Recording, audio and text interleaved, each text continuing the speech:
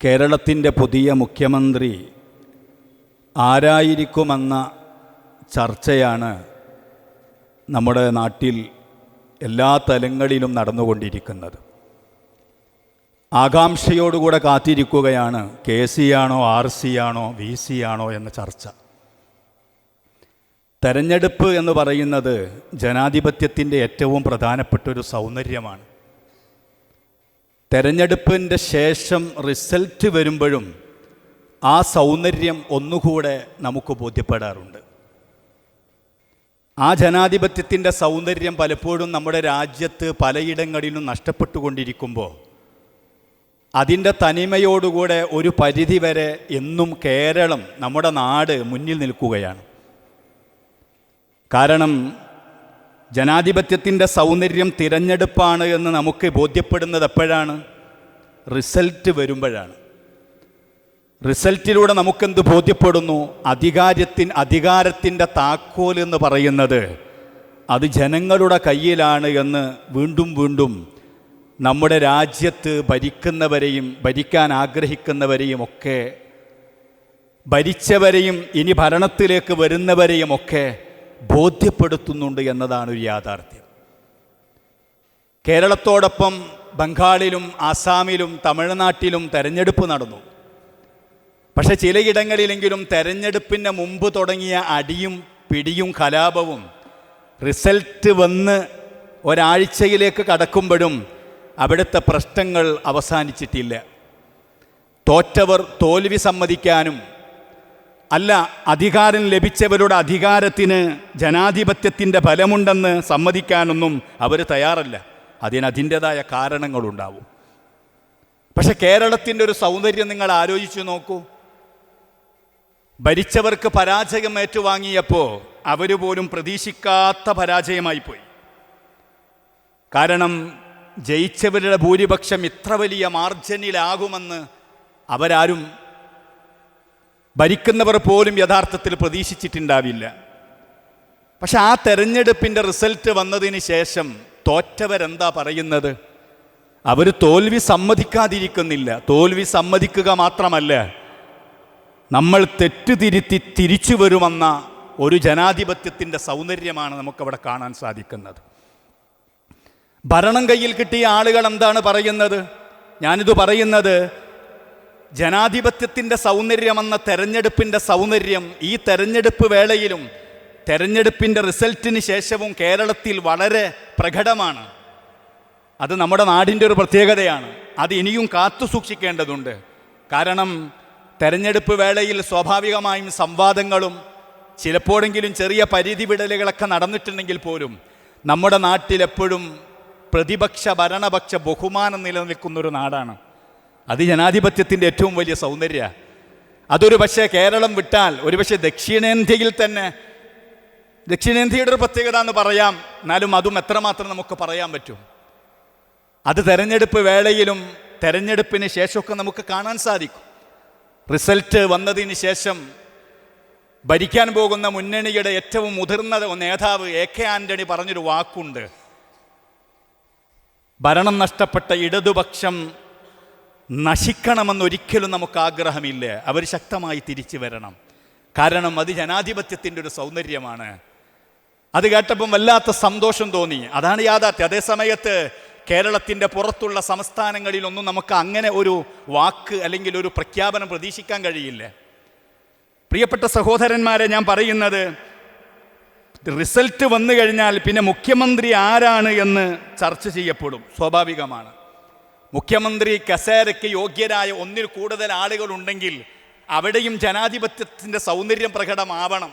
അതിൻ്റെ ഭാഗമായിരിക്കാം അധികാരം കിട്ടിയ ആളുകൾ ഈ മുഖ്യമന്ത്രിയെ സെലക്ട് ചെയ്യാൻ, തിരഞ്ഞെടുക്കാനും അർഹരായ ആളുകളുടെ അഭിപ്രായം ആരായുന്നത്.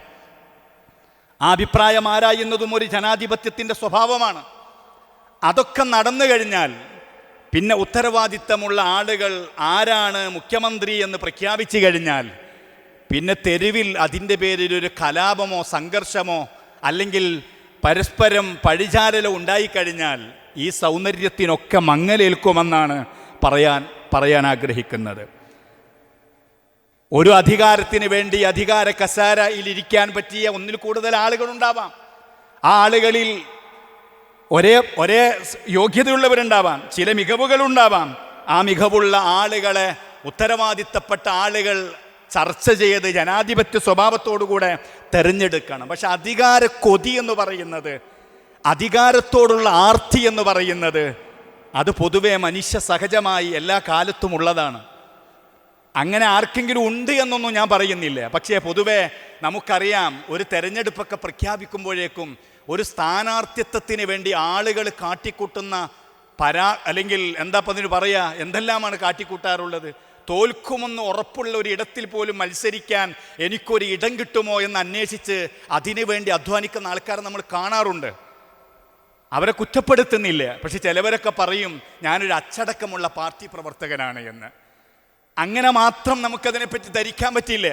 കാരണം മനുഷ്യ സഹജമായി അധികാരത്തോട് മനുഷ്യൻ്റെ കൊതി, സ്ഥാനമാനങ്ങളോടുള്ള മനുഷ്യൻ്റെ അത്യാഗ്രഹം, അത് വലിയ അപകടകരമായ ഒരു ദുരന്തം വിളിച്ചു വരുത്തുമെന്ന് മഹാനായ ഹബീബായ സയ്യിദുനാ മുഹമ്മദ് റസൂലുള്ളാഹി തിരുനബി സല്ലല്ലാഹു അലൈഹി വസല്ലം നിങ്ങൾ പഠിപ്പിച്ചിട്ടുണ്ട്. യോഗ്യരായ ആളുകൾക്ക് വേണ്ടി പല ആളുകളും വാദിക്കുന്നതൊന്നും തെറ്റല്ല. പക്ഷേ ആരാണ് യോഗ്യരെന്ന് മനസ്സിലാക്കി തെരഞ്ഞെടുക്കപ്പെട്ട് കഴിഞ്ഞാൽ പിന്നെയും അതിൻ്റെ പേരിൽ പ്രശ്നങ്ങളുണ്ടാകുന്നുവെങ്കിൽ ആ പ്രശ്നങ്ങൾ നിലനിൽക്കുന്ന കാലത്തോളം എത്ര ഭൂരിപക്ഷത്തിന് അധികാരത്തിലേക്ക് എത്തിയ ഭരണാധികാരികളിൽ നിന്നും പ്രജകളായ ജനങ്ങൾക്ക് കൂടുതൽ നന്മ ലഭിക്കുമെന്ന് നമ്മളാരും പ്രതീക്ഷിക്കരുത്.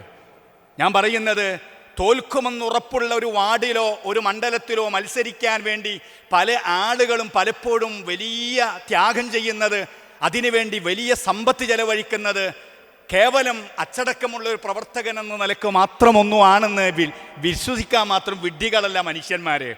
മഹാനായ ഹബീബായ സയ്യിദുനാ മുഹമ്മദ് റസൂലുള്ളാഹി തിരുനബി സല്ലല്ലാഹു അലൈഹി വസല്ലം നിങ്ങൾ പറയുന്നുണ്ട്, മാ ദിഇബാനി ജാഇആനി ഉർസിലാ ഫി ഗനമിൻ ബിഅഫ്സദ ലഹാ മിൻ ഹിർസിൽ മർഇ ലിൽ മാലി വശറഫി ലിദീനിഹി മുഹമ്മദുർ റസൂലുള്ളാഹി.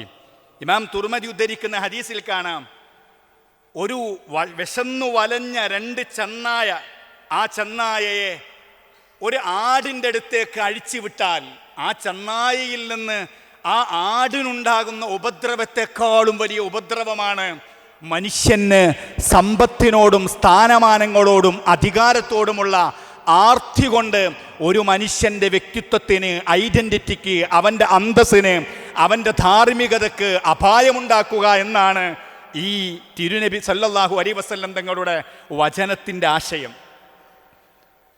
എന്തൊരു ഭംഗിയായിട്ടാണ് മുഹമ്മദ് റസൂലുള്ളാഹി അധികാരത്തോടുള്ള, സ്ഥാനമാനങ്ങളോടുള്ള ആർത്തി അതുണ്ട് ഇന്ന് മനുഷ്യർക്ക്. കാരണം തൻ്റെ ഫോട്ടോ സ്റ്റുഡിയോയിൽ ചെന്ന് മേക്കപ്പ് ചെയ്ത് ഭംഗിയുള്ള ഒരു ഫോട്ടോ എടുത്ത് അത് ഫ്ലെക്സായും കട്ടൗട്ടുകളായും തെരുവുകളിൽ 1, 2, 3 മാസം ഇങ്ങനെ പ്രദർശിപ്പിക്കപ്പെട്ടാൽ അത് തന്നെ ഏറ്റവും വലിയ വിജയമായി, തോറ്റാലും വലിയ ആനന്ദമായി, വലിയ ഒരു ലഹരിയായി കാണുന്ന മനോഭാവം കൂടെയാണ് പലപ്പോഴും പല ആളുകൾക്കും ഇതിനോടൊക്കെയുള്ള വലിയ താല്പര്യമെന്ന് പറയാതിരിക്കാൻ നിർവാഹമില്ല.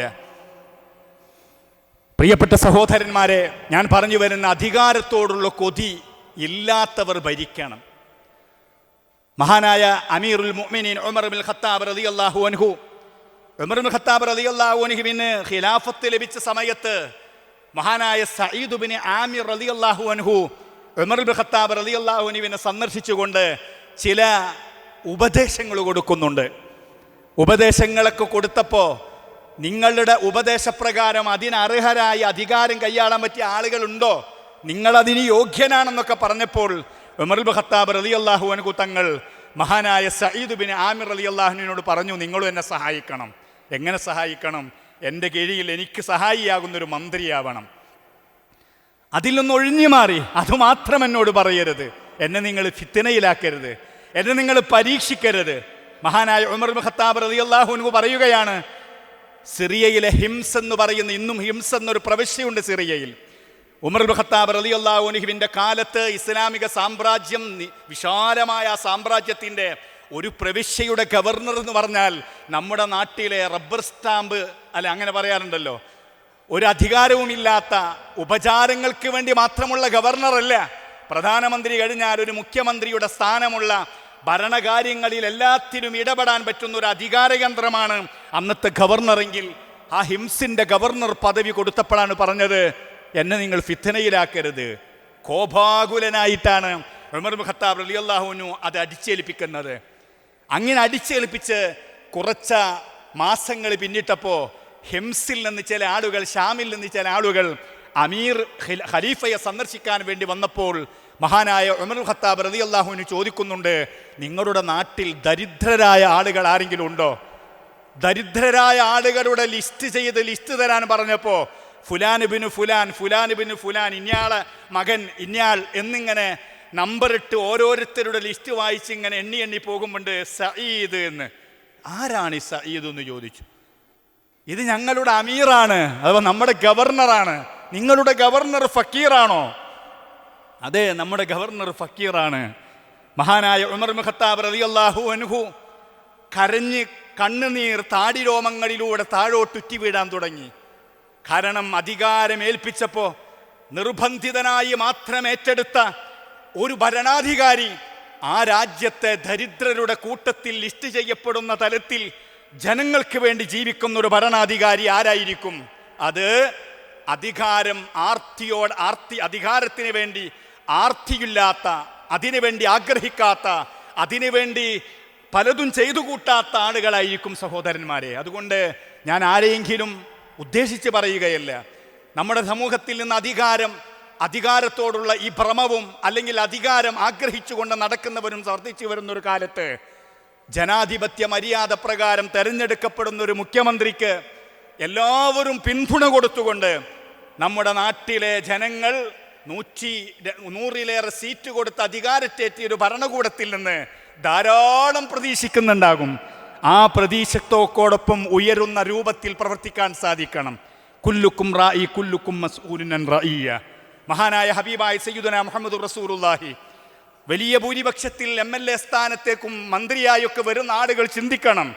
ഒരു മതവിശ്വാസിയാണെങ്കിൽ, പരലോക വിശ്വാസിയാണെങ്കിൽ, നീ പരലോക വിശ്വാസിയല്ല എന്ന് വിചാരിക്കുക. തിരുനബി പറയുന്നുണ്ട്, കുല്ലുക്കും റായി കുല്ലുക്കും മസ്ഊലുൻ അൻ റഈയ. ഉത്തരവാദിത്തങ്ങൾ ഏൽപ്പിക്കപ്പെട്ട ആളുകളൊക്കെ ചോദ്യം ചെയ്യപ്പെടും. ഒരു മതവിശ്വാസിയെ സംബന്ധിച്ചിടത്തോളം 2 ചോദ്യത്തെ അവൻ ഭയപ്പെടണം. ഒന്ന് പരലോകത്തെ ചോദ്യത്തെയും, ഒന്ന് ഇനിയും തെരഞ്ഞെടുപ്പുകൾ വരുമ്പോൾ ഈ രാജ്യത്തെ ജനങ്ങൾ ചോദ്യം ചെയ്യപ്പെടും. ഈ മതവും പരലോകമൊന്നും ഇല്ലാത്തവർക്കും ജനങ്ങളുടെ മുന്നിൽ വിചാരണ ചെയ്യപ്പെടുമെന്ന് ഉത്തരവാദിത്തമെന്ന ബോധ്യമാണ് ഓരോ തെരഞ്ഞെടുപ്പുകളുടെ റിസൾട്ടും നമുക്ക് നൽകുന്ന പാഠമെന്ന് നമ്മൾ മനസ്സിലാക്കണം. അള്ളാഹു നല്ലത് ചിന്തിക്കാൻ നമുക്ക് തൗഫീക്ക് നൽകട്ടെ. ആഖിറു ദഅ്വാനാ അൽഹംദുലില്ലാഹി റബ്ബിൽ ആലമീൻ. അസ്സലാമു അലൈക്കും വറഹ്മത്തുള്ളാഹി വബറകാതുഹു.